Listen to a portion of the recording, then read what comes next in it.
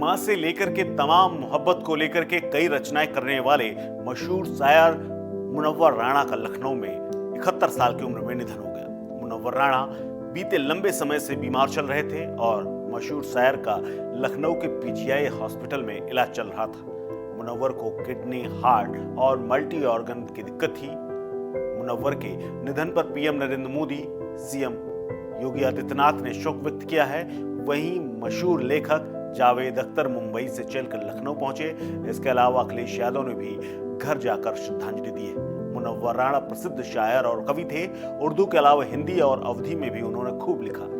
मुनव्वर ने कई शैलियों में अपनी गजलें प्रकाशित की। साल 2012 में शहीद शोध संस्थान द्वारा माटी रत्न अवार्ड से उन्हें सम्मानित किया गया था। वो उर्दू अकेडमी में भी रहे। उनको उर्दू साहित्य के लिए साल 2014 का साहित्य अकादमी पुरस्कार तक दिया गया था। उन्होंने लगभग एक साल बाद एक विवाद के बाद अकादमी पुरस्कार लौटा दिया था। साथ ही बढ़ती असहिष्णुता को लेकर के कभी भी सरकारी पुरस्कार स्वीकार नहीं करने की कसम खा ली थी और वो कभी भी सरकारी पुरस्कार नहीं लेंगे, इसका ऐलान बाकायदा उन्होंने एक न्यूज चैनल में बातचीत करते हुए दिया था। मुनव्वर राणा का विवादों से भी गहरा नाता रहा है। साल 2022 में यूपी में हुए विधानसभा चुनाव से पहले मुनव्वर राणा ने यहां तक कह दिया था कि अगर योगी आदित्यनाथ दोबारा मुख्यमंत्री बने तो वो यूपी छोड़ देंगे। दिल्ली, कोलकाता चला जाऊंगा। मेरे पिता ने पाकिस्तान जाना मंजूर नहीं किया, लेकिन अब बड़े दुख के साथ मुझे ये शहर, ये यूपी अपनी मिट्टी छोड़कर जाना पड़ रहा है। मुनव्वर यूं तो रायबरेली शहर के रहने वाले थे, लेकिन बीते कई सालों से लखनऊ में रह रहे थे। मुनव्वर राणा ने एक बयान में यह भी कहा था कि प्रधानमंत्री मोदी ने मुख्यमंत्री के कंधे पर हाथ रखकर ही बुरा कर दिया है, जिसकी वजह से उन्होंने यूपी में भेदभाव फैला दिया है। इस सरकार ने सिर्फ नारा दिया है सबका साथ सबका विकास का, हुआ कुछ नहीं। इनका बस चले तो प्रदेश से मुसलमानों को छुड़वा दें। उनके लिए दिल्ली, कोलकाता, गुजरात ज्यादा सुरक्षित लग रहा है। आपको बता दें कि राणा ने किसान आंदोलन के दौरान भी एक ट्वीट में एक शेर लिखा था, जिसके बाद विवाद शुरू हो गया तो राणा ने अपना ट्वीट हटा दिया था।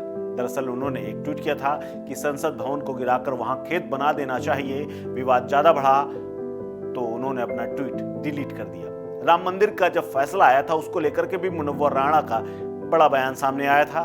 उन्होंने कहा था कि पूर्व जस्टिस रंजन गोगोई को सवालों में खड़ा करते हुए उन्होंने कहा था कि इस मामले में कहीं ना कहीं हिंदुओं का पक्ष लिया गया है। इसके अलावा जब फ्रांस में एक घटना हुई थी जिसमें अखबार के दफ्तर पर हमला हुआ था, तब भी मशहूर शायर मुनव्वर राणा ने विवादित बयान दिया था, जिस पर एफआईआर तक हो गई थी। उन्होंने ये कहा था कि कोई भी आपत्तिजनक कार्टून बनाएगा तो उसे अगर मारा गया है, अगर उनकी जगह वो भी होते तो यही करते। जिसके बाद उनके खिलाफ लखनऊ के हजरतगंज थाने में सामाजिक वैमनस्यता फैलाने, शांति भंग करने और आईटी एक्ट के तहत मुकदमा दर्ज हुआ था। मुनव्वर राणा के एक और बयान सामने आया था।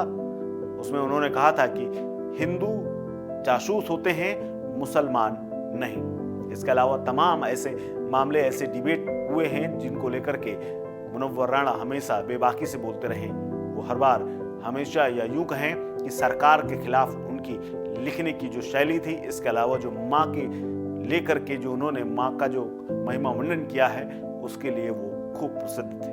अब वो इस दुनिया में नहीं है, लेकिन उनकी शायरी, उनके विवादों को लेकर आज भी उनके चाहने वाले याद कर रहे हैं। इस खबर में फिलहाल इतना ही। अपडेट्स के लिए बने रहिए वन इंडिया हिंदी के साथ। नमस्कार।